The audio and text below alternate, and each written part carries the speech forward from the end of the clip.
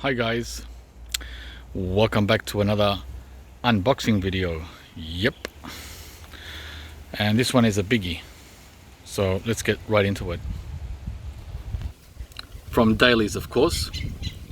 There's their website. Wow, looks like a lot of trees today, huh?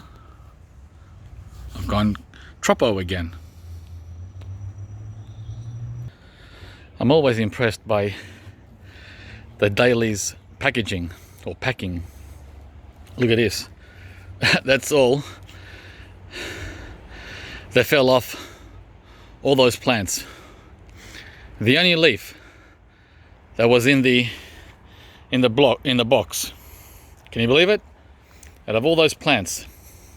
How's that for perfect packaging? Huh?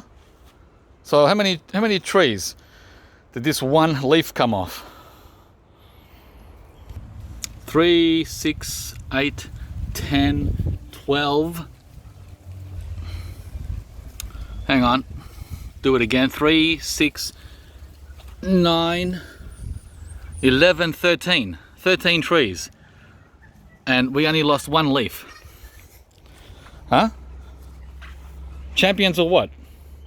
That's the kind of company you want to be dealing with.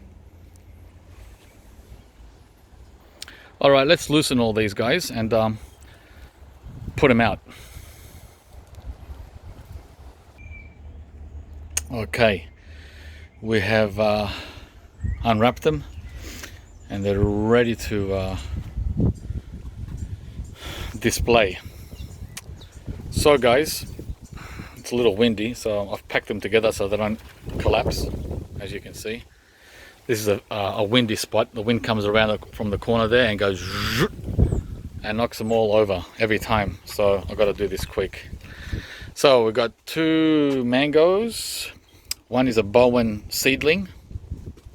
I should have got a few more of these Bowens, looking back now, because they're very handy. The seedling, that is.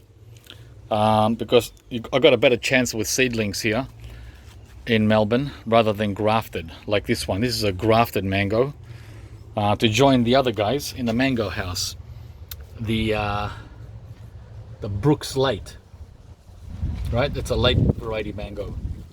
I've had quite a few of these in cans when we go there in winter. It's the last mango available in Australia between May and August, in other words winter. And then I have a couple of backups. A lot of these are backups, by the way. Not much really new going on here. But these are 2 backups. Acerola. I've got a nice big one in the greenhouse from last summer. But I want to get backups just in case I do something stupid, right? Take a risk and lose it after 2 years. Or if itself decides to, you know, for whatever reason, die. So I've got 2 backups, not 1, 2. Remember I've told you to get 2 or 3 backups of your favorite trees? Well, this is what I'm doing with this video. I'm showing you my favorite trees. I still haven't tasted Acerola, Barbados cherry, so I'm really desperate. Can you tell? Yeah. We're gonna get there, guys. This is extremely cold sensitive, not in the tropics, but here where I am. I've lost 3 of them over the last 4 or 5 years. They just don't like our winter. They love summer, but they don't like temperatures below 5 Celsius, and they don't like wet feet. There's a lot of things they don't like. The things that we have a lot of here in Melbourne. But I'm not going to give up. Next is the most expensive purchase out of all of these.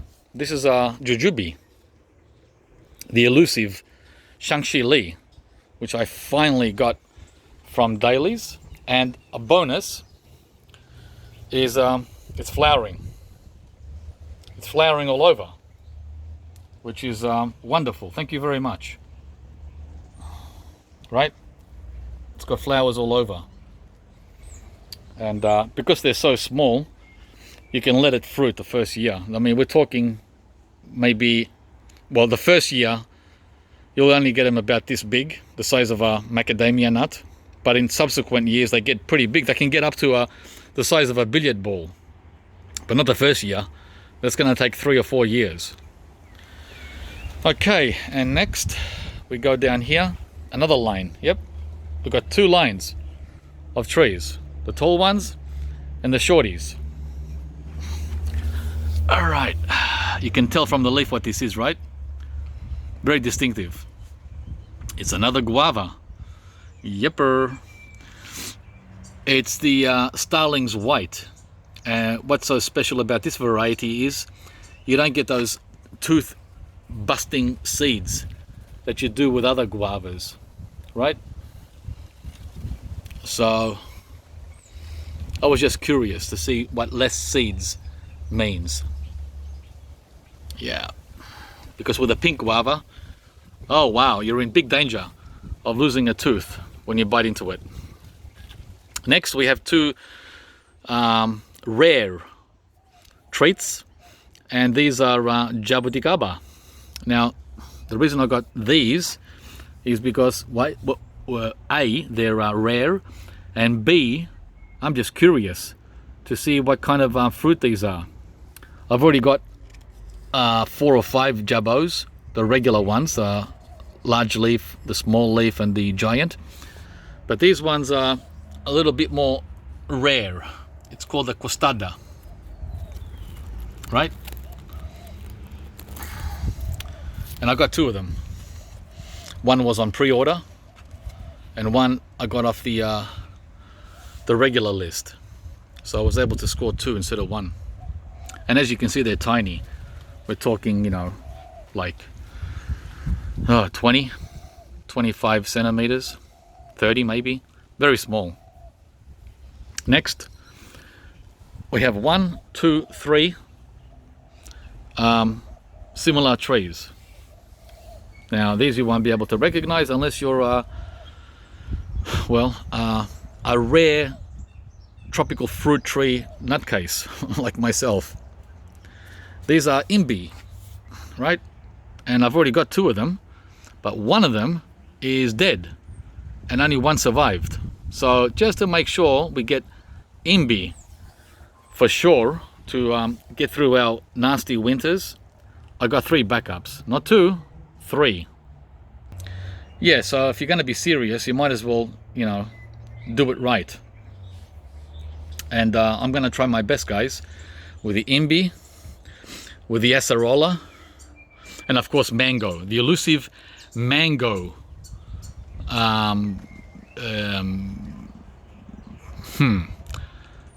What can I call it? Journey, yeah, the journey. And then the last tree, guys, is this one here. Another one which is very rare, but becoming more common now in Australia. Not so rare anymore, but it sure was rare, super rare, only 10 years ago. And this is the achacha or achachairu. So I've got another one of these. Yep, you saw in a previous video I had 4 of them that I picked up from dailies only like a month ago. Well, this one was available because this one I bought because it was available a little bit more mature than those 4 little ones, right? The 4 little ones were like the jabbo here, as I said, 20 to 30 centimeters. But look at this one. This one is easily 50 to 60 centimeters. So I jumped right on it. I get an extra year head start, and we can do with all the head starts we can get here in our mild temperate climate. Oop, that's a wind gust. Yeah. So that's it. That's the parcel today that I got. Quite a few trees, huh? The most expensive one was the jujube, which is well over $100. Just one plant. The rest are just the regular price of 30 to 50.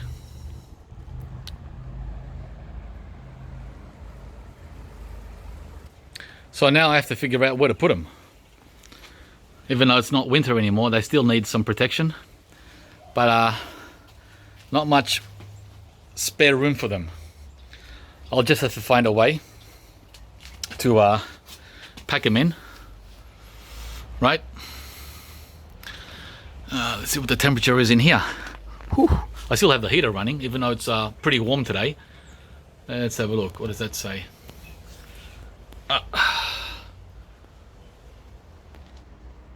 24 Celsius.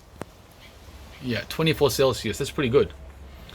But that's with a heater, which gives just a tiny little bit of heat, like 2 or 3 degrees above the ambient temperature. It's currently, I think it's currently 18 or 19 outside, but it will reach 22 or 23 today in Melbourne. It's only 11 in the morning right now.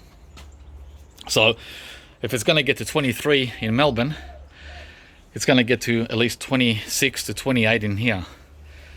But I have to close the panel, of course. I just opened this just now, but I never leave it open unless it's very hot, like over 25, 26 degrees outside.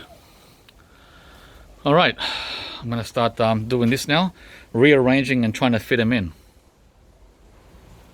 And there's absolutely no room in the mango house. Check out the temperature. 18 outside, right? Or thereabouts. And here, it's 44 Celsius, 106 Fahrenheit. That's in direct sun, of course. But you get the idea. It's pretty hot in here. But that's what these guys love. They love the heat, just like I do. So no room in here for anything, not even for my leg. That's how cramped everything is. We've got nasty winds again, as I was saying. There's another leaf cut down by the wind.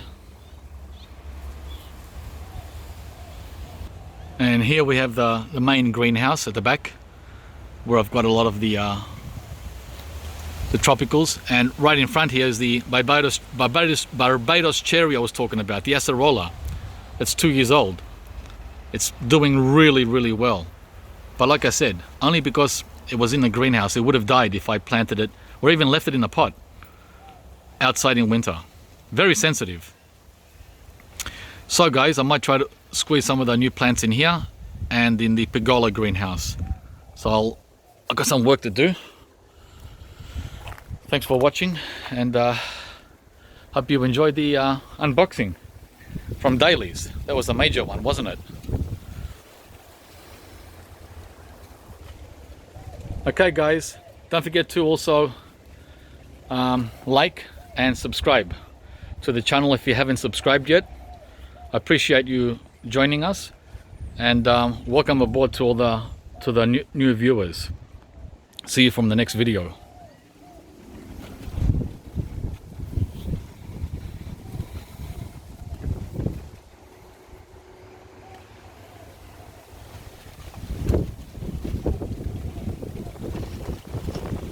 It's windy.